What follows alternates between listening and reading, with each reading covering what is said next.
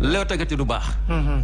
maanaam yëf yi dafa dembee ca ren ba mooy li nga wax léegi parce que président Macky Sall moom moo toog woo opposition ñëpp dem wuy ji ko li nga bëgg lépp danañ la ci jàppale ngir lii defuñ nga ndax sa jëmm mais dañ koy def ngir Sénégal parce que Sénégal moo menacé wu réew mépp a jàq mu wax ak nit ñi ci ngor ak teraanga ne leen bon léegi sax damay def comité de pilotage maanaam lépp lu jëm ci coronavirus bi feebar bi danaa def benn comité boo xam ne bii moom mooy doxal mbir mi nga xam ne maa ngi ko ciy def opposition danañ ci bokk nangam et cetera société civile ñu toog di ko déglu yaakaar na la mu wax dana ko def mi ngi recevoir opposition commencé je crois le 24 mars 1er avril mu jël décret dal li sos li mu tuddee force Covid 19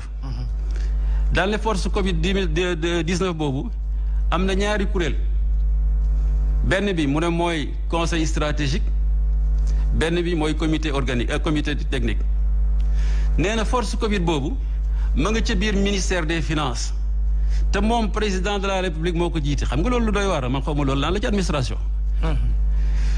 mu ne ñi nga xam ne ñooy génne xel yi ak xalaat yi fa ñu jëm moom moo ko jiite président de la république te foofu dugal ci benn opposition dugal ci benn force vive de la nation moom dong ak i ministre am. mu rax ca dolli ne comité technique am na comité technique boobu ministre bi nga xam ne mooy ministre des finances moom moo ko jiite te moom mi ko jiite en tant que ministre des finances mooy doxal li nga xalaat li nga xam ne conseil stratégique bi xalaat na ko 1er avril laata nit ñiy toog comité technique sax réunion gut mu ne Mansour Faye yow demal nga defal ma ay commande ceeb dëwlin suukar macaroni te waru ko woon a def am na comité technique boo xam ne moom moo war a doxal loolu te ministre des finances moo ko jiite Mansour ne yéen ñi nga xam ne maa ngi leen laaj ceeb ak dëwlin may naa leen ñaari fan ngeen tontu ma 48 heures ca 48 heures ya ñu tontu ko na nga xam ne moom lañ ko tontoo may jël benn exemple rek bu dee ceeb bi fekk na 2013 ministère du commerce signé de benn arrêté moom mi nga xam ne moom mooy wax njëg yi fan la toll ak nan lañ ko war a jëndee prix homologué yi waaw mu ne ceeb bi nga xam ne mooy ceeb bi nga xam ne moo gën a faree suuf bi ñuy jox nit ñi actuellement mu ne kilo bi ki nga xam ne moo ko indi jëlee ko ba ci bitim réew ba ci port bi bu koy jaay grossiste bi ñeent fukk ak juróom-ñett la koy jaayee ki nga xam ne mooy grossiste bu koy jaay détaillant bi ñeent fukk ak juróom-ñeent la koy jaayee Mansour ne leen loolu dëgg la waane man maay jënd waane au lieu que ngeen buuñaa ma man ministre maa leen di buuñaa moom moo leen di buuñaa moo leen buuñaa xanaa moom yow ngay dimbali askan wi lu ci jar buuñaa ñooñu da leen a buuñaa tax buuñaa boobu nag war na lijjanti fan la jaar mu ne au lieu yow grossiste bi yow mi ko jëlee bitim réew ma jëndee la ko ñeent fukk ak juróom-ñett daa la ko jëndee 275 muy juróom fukk yu tegal juróomi dërëm ñoom ñëpp mu jëndee leen ko loolu ci téeméeri junniy tonne boo ko xaymaa mooy Mansour Faye buuñaa na leen diggante 3 milliards ak 3 milliards 500 millions xam nga loolu dafa doy waar. dafa jéggi dayoo. weesu na jéggi dayoo loolu lépp ñu ne tekk di déglu rek mu dem ba le 17 avril président. mu soog a jël beneen décret. ne léegi def naa comité suivi man tudduma ko sax saytu mooy mayal leen ma bët rek ndax li ma jënd dana àgg wala du àgg wala fa ma ko bëgg a àggal ndax dem na la ca njëkk a dëng ci man mooy mu jël général François Ndiaye un bon militaire bu def jaloore gis nga Gambie moo fa dem. ñoom daje nañ Guinée Bissau maag moom. waaw génne fa Yaya Jammeh et tout ça nekk en activité kooku doo ko fab di ko dugal ci yu mel noonu mu jaxasoo ay politique ak administration et cetera kooku da nga koy préserver parce que c'est un patrimoine doo ko dugal ci loolu erreur ñu ne deeta waay ministre yi nga xam ne ñoom ñooy doxal li nga xam ne moom la conseil stratégique war a def. am fay représentant. ku nekk sa secrétaire général ma nga fa. mu nekk juge parti. waaw moom ñoom la ñu war a saytu. waaw ñoom ñu leen teewal ci comité bi. mu ngoog mu nekk juge parti. waaw très bien. wax xam ji nga leer secrétaire général ñu ne yow xëj na sax moom opération yi moo ko def c'est de bons fonctionnaires des cadres compétents et tout ça mais lii beneen affaire la. ce ministre mu loo dem di saytu li nga xam ne moom la def ki nga xam ne moo fa toogal Mansour Faye dana dem jox ñu information li nga xam ne moom la Mansour Faye doxal. wala bu Mansour Faye dëngalee tamit mu nangu ko. du ko wax. du ko wax. waaw loolu lépp mu am ñu ne noppi rek ah man ma toog benn bés waa front résistance nationale woo ma ñoom suran ni ma ay la yëwan ñun ñëpp xalaat nañ neew yaa war a dem toogal ñu fa en tout cas li affaire bi doy na waar man tegeen ma bay jël keneen ñu ne ma daal ci yow la ñu déggoo ma ne ah yow la de moo taxoon Lat Joor des deqale bu deewoo jotee ñu ne ko doo gor ma ne comme samay nawle wóolu nañ ma nee nañ naa dem toogal leen fa pexe amatut. mais yéen ba ngeen gisee ne loolu yëpp am na. te respecté wul moom la mu waxoon te njëlbeen. waaw lu tax mënoo leen woon ko gàntal génne loolu yëpp wax ko sénégalais yi. waaw xam nga ni mu tëddee li affaire bi tëddee woon la. waaw gor ca wax ja comme dafa woote woon jàmmoo. réew mi mbas mi nekk fi kenn talul dara ñu ne lu mën a am tamit nañ ko teg ba ñu paree lii ñu saytu ko nu muy demee bu ñu fi nekkee di wax ñu ne opposition bi dugg na fii génn na fii te nit ñi tal nañ la dul loolu comme woonuñu ñun suñu kaddu tënk nañu même fekkee ne moom tànk kàddoom tënk ko ñun danañ dem fekkee ci li nga xam ne moom la ñu woo ñu ne bisimilah ma daal di dem am yaakaar rek am waa yaakaar ma ne nañ dem rek ba may dem tim ma yóbbu fa xelam ak xalaat boo xam ne bii bëgg a def lu baax pour sama réew moo tax ma dem ak liñ ma wóolu nga lii ma lay wax lépp bu fekkoon ne ñoom waxuñu man du ma ci dugg sax da ci sori mais ñi bokk ci comité bi dégg naa non ñoom léegi ñu ngi ko def mbiru politique dégg naa ma Demba Seck wax na ci waaw dégg naa nu mu tuddati gis naa am na keneen ku ci bind. weekend bi yëpp koy ñoo yor ñoom ñoo ciy wax. ñooy wax man naru ma ci woon a wax ba ci sori. mais comme wax nañ ci nag. il faut nga tontu il faut ma tontu. il faut nga tontu leeral lépp leeral yëpp. wàcc alors biñ ñëwee nag réunion bu njëkk bi ñu commencé et cetera wax fii et cetera nu ñuy liggéeyee ñu indi benn document boo xam ne dañ ci def les règles de fonctionnement bon bind ko document bi baaxul na quand même mais mënoon nañ ko defaraat. may leen man ci sama expérience bu ndaw bi ma am comme dañ ñoo nommé par décret def ay article nañ def règlement intérieur boo xam ne bii lii dañ koy gën a leeral def ay article ñu xam nan la ñu liggéeyee buñ ca jógee bien que bind ngeen terme nu ñuy fonctionner ñu def terme de référence leeral yépp comme ça doom benn jafe-jafe foofu lañ commencé parce que Habib Sy moo ko wax opposition coow li dugal fii jàppal fii et cetera. mais est-ce que président Macky Sall tayu ko sax moom politiser affaire bi à outrance ba mu leer ko na ko doo leen liggéey li ngeen war a liggéey ci yoon. sama maam daf ma daan wax bul gëm waane bul weddi mën ma ko weddi même bu ma ko gëmut mën naa am. parce que man boog. waaw ba ma gisee comité bi ni mu tëddee. nee naa leen lii werante politique la nar a jur wante narul jëral askan wi dara lu jëm ci wàllu transparence alors bi ñu defee loolu ñu bañ demee ba ci réunion bi waaj a jeex bien que xoolaguñu woon budget bi mais yore nañ document budget bi am kenn ci cadre yi koo xam ne wax na ci affaire yu budget après ñoom tout ça ne bon affaire bi daal bu ñu koy bind tim bu ñu wax ne am nañu budget et tout ça et cetera buñ ko ma ne leen maa ngi leen yëgal ñaari yëf yoo xam ne yi du ma ci ànd ba dinay tukki ñun ñu toog fii di liggéey ñuy mën a xalaat sax ne mën nañu am indemnité de session man représentant front résistance nationale du ma ko fekkee ma ne leen ñaar ànduma ñuy fab ay membre de la commission ñuy jël avion dem di seeti li nga xam ne moo bi jëm am bitim réew billet avion dafa cher surtout jamono yi ñu toll.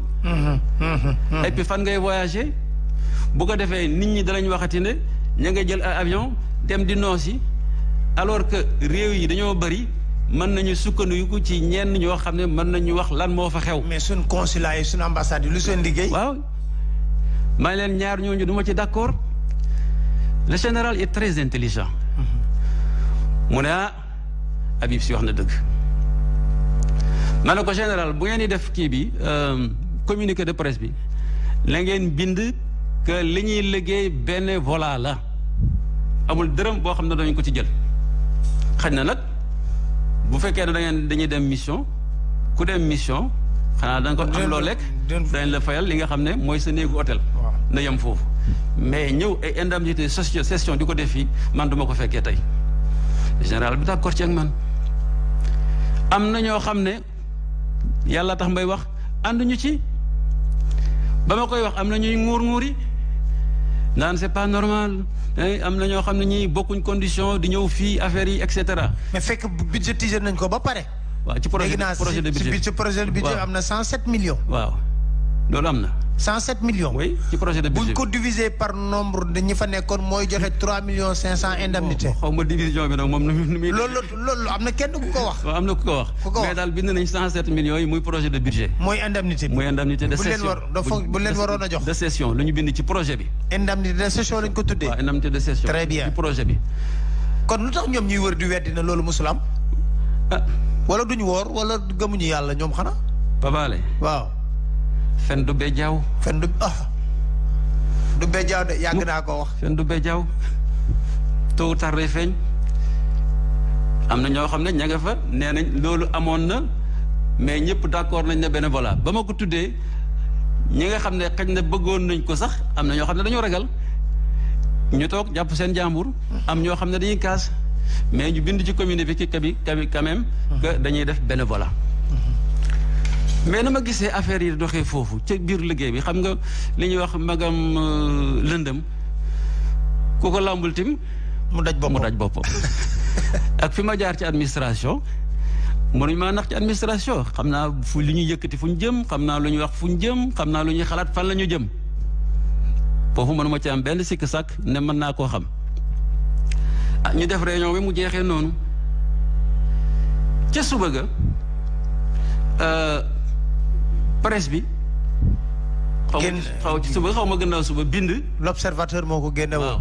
ne Habib Sy tous ces manga nangam ñoo opposé wu nangam ma ne waaw man lii xaw ma sax nu mu génnee bon vous êtes les journalistes. waaw ils ont le droit de on a des sources partout. oui dem chercher information. waaw. ca alxames ja ca topp ñu ñëw ubbi réunion ba. ba ñu ubbee réunion ba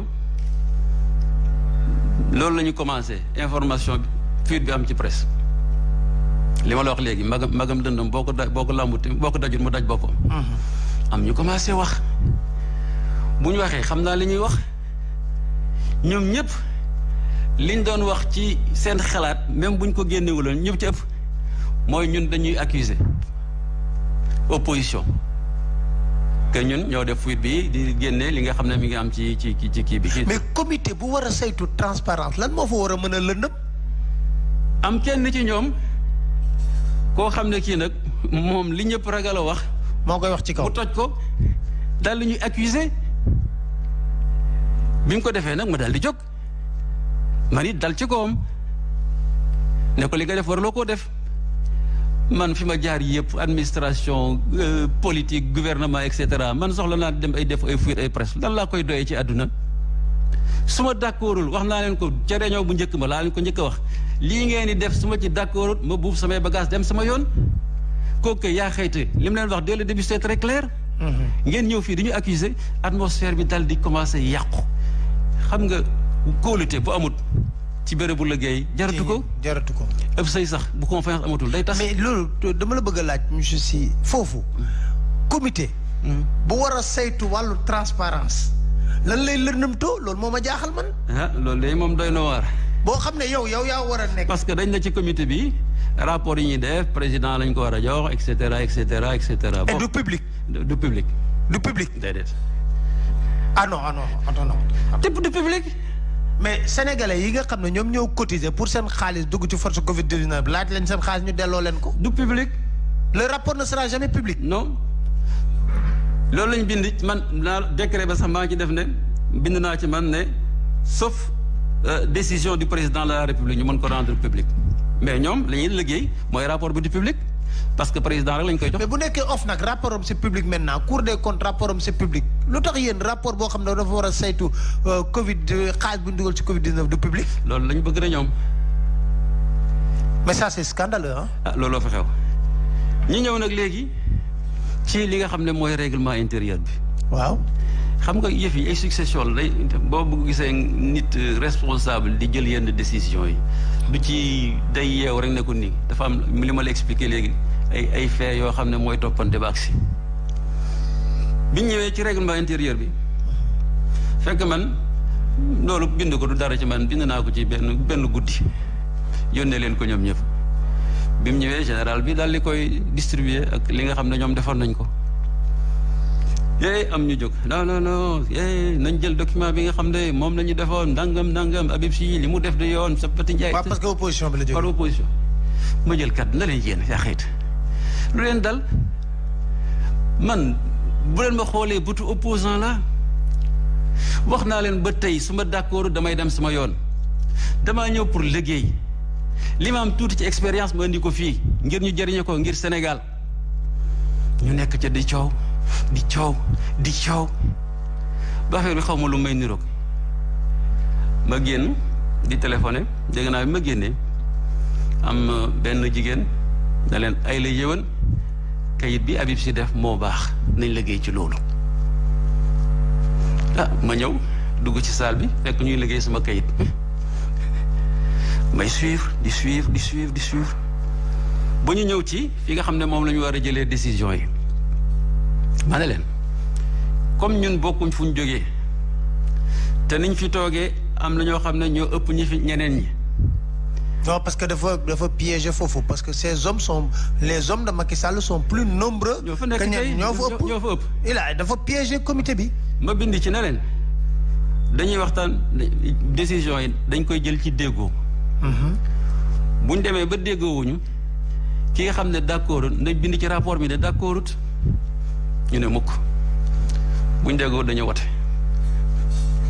may leen yéen lu leen dal voté mais parce que tout simplement c'est qu'il a la minorité qu'il a la majorité ñu ne ma daal affaire bi dañuy wote ma xam ne ñii xam naa ne la ma fa commencé di wax ak di def arrangé wu leen bëgguñ lu leer te commission yi ñeent la man mënumaa nekk ci ñeenti commission benn rek xëy na wala ñaar sax laa mën a nekk bu fekkee ne yeneen commission yi dañuy def seen liggéey yoo xam ne fekkeewuma ko xaw ma nu mu demee ñooy def rapport ànduma ca ñu ne nañ wote ñu ne yow mi nga xam ne yaa fi toogal opposition de ñii ñoo la ëpp te wote nañ la lii la ñu ne opposition bi loolu nga xam ne ay rëq-rëq la man ma fa toogal nangu naa ko loolu kenn du ma ca fekk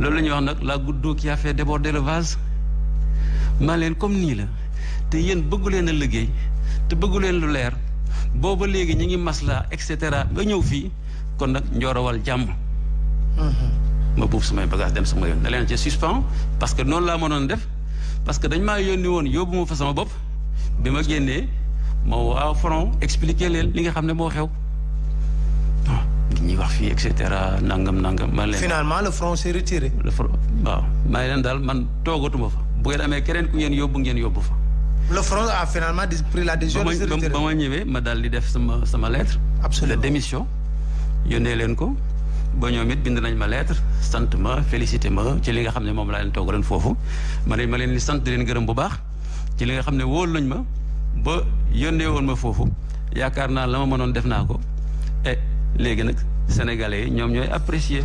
très bien est-ce que foogoo ne unité bi kasewu na unité bi amoon élan de solidarité pour. yàqu na bu yàqu na parce que ñoom ñoo ko yàq bu fekkoon ne ci njëlbeen ga moom président de la république la mu waxoon la def comité de pilotage boo xam ne bu doon benn ci opposition sax mu dugal ko fa. jël société civile dugal non aligné jël pouvoir et cetera dugal ne leen yéen kat dama wax bëgg ngeen wax ma la ngeen xalaat ci lii naan lañ koy doxalee ñu mën a comprendre nit ñi danañ piloter et cetera nañ jënd lii et cetera bu fekkee ne dañoo am xalaat ne au lieu ñuy jënd ay ceeb ak diwlin nañu yónnee nit ñi xaalis ñu def ko mais moom jubu boppam wax naa la 1er avril la jël décret 1er avril Mansour Faye def li nga xam ne moom lay def loolu nag comme bëgguñ lu leer man de mënuma faa toog. mënoo fa toog mais tey jii